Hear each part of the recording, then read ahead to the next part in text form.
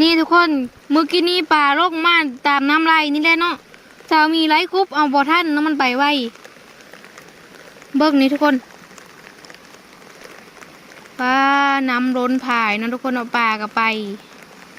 ครับสวัสดีตอนเช้าทุกคนเนาะซึ่งว่าตอนนี้เบ้าพรมได้อยู่ที่หน้าดงเนาะทุกคนเนาะซึ่งว่าหากลูกแต่ไข่ก็เลยว่าหากะมาหน้ามื้อนี้เนาะโอเคทุกคน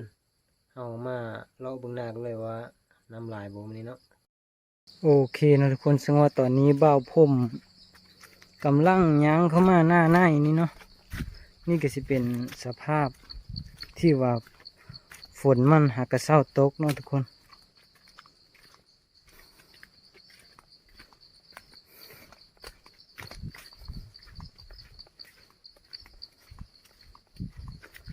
นี่ก็จะเป็นทางยาง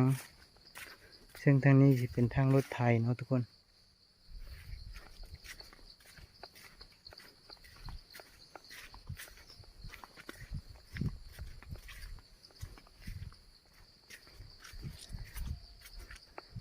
โอเคเนาะทุกคนซึ่งว่าตอนนี้ก็ใกล้สิฮอดเทงแล้วแหละเนาะซึ่งทางหน้านี่ก็สิเป็นเดินเลี้ยงควายเนาะทุกคน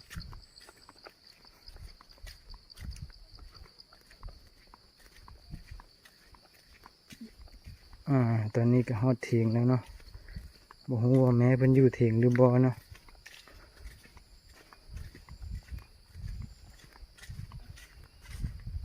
โอเคเนาะทุกคนหลังจากมาฮอดเทงฝนก็ตกพอดีเนาะบ่พุ่มก็เลยว่าดังไฟฟิงเนาะนี่ทุกคนตารางเทงเนาะก็สิมีเคาะแบตัวนี้ก็หากระดังไฟติดเนาะทุกคนนี่เลยทุกคนฝนกำลังลิ่นย่อยๆอยู่เนาะฝนลิ่นเดินเก้าเดินซิปพี่น้อง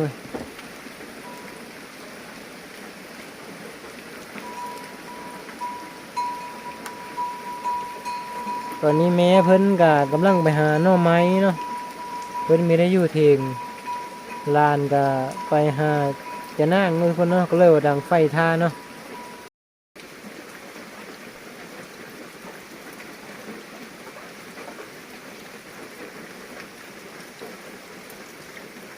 ก่อนตอนนี้บ่าวพรมกำลังสิไปเบิ่งเขาตึกกิลุงก็เลยว่าพบลานมัธยามจีบได้บ่นี่ทุกคนได้ปลาขาว2 แคมตัวเนาะ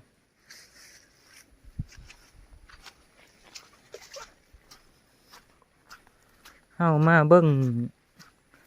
นำกันว่าน้ำมันหลายสำใดเนาะทุกคน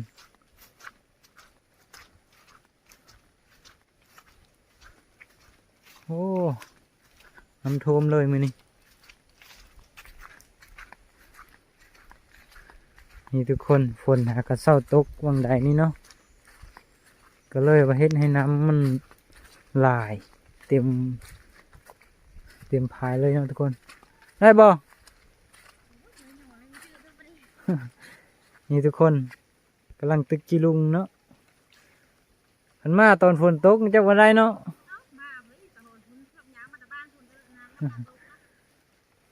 มาซาหน่อยนึงเนาะโอ้ยมันยังสิมานนี่ทุกคนน้ำลายพอสมควรเนาะมื้อนี้เอามาเลาะเบิ่งขัดเจ้าตึกจะลุงเนาะทุกคน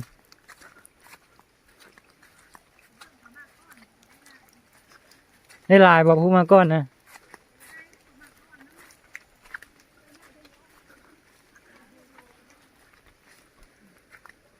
น้ำทุกคนเลย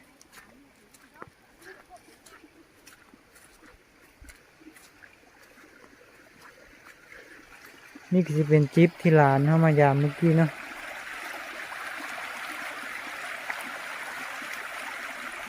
เลี้ยงจิ๊บแต่เพราะว่าตอนมันดอกหมดเลยเนาะทุกคนโอ้น้ำอึ่งเลยกลนมัน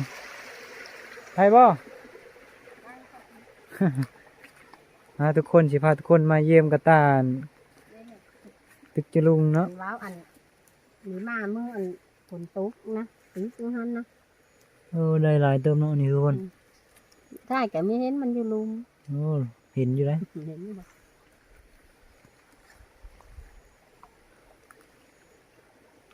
โอ้นี่ถือได้นี่เนาะทุกคน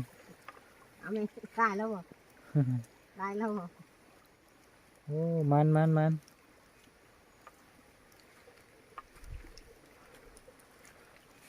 าเบิ่งเจ้านี้ได้บ่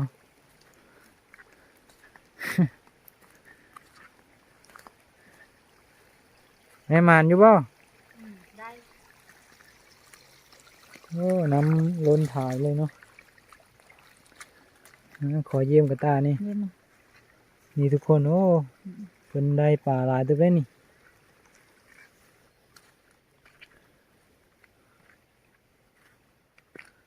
เพื่อตัวกี่พุ่นนะได้บ่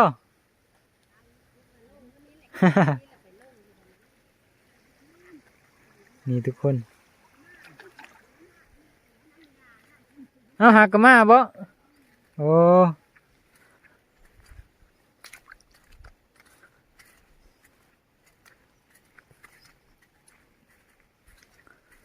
บรรยากาศฝนตกลิ่นเนาะทุกคนตอนนี้ก็ฝนตกลิ่นอยู่แต่มันบ่แห้ง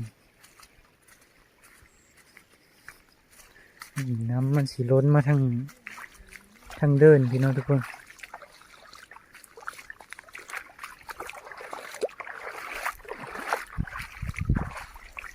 โอ้น้ำมันล้นมาทีเลย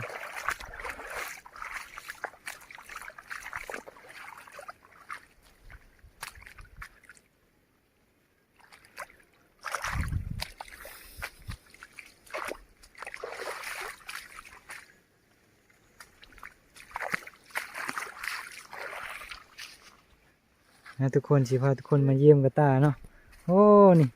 ปลาใหญ่เลยไม่ได้บ่โอ้ได้หลายเติมเนาะ มันรังเขาเนาะมาถึงน้ำลาดนี่แล้ว เออมันโอเคเนาะทุกคนสำหรับคลิปการพาไปเบิ้งไปเลาะเบิ้งน้ำฝ่ายล้นในมือฝนตกลิ้นมือนี้กับมือเพลงเท่านี้เนาะเป็นแนวเลิกฝากกดไลค์กดแชร์กดติดตามให้แน่ๆนะทุกคนขอบใจทุกคนนะครับส้มเนาะ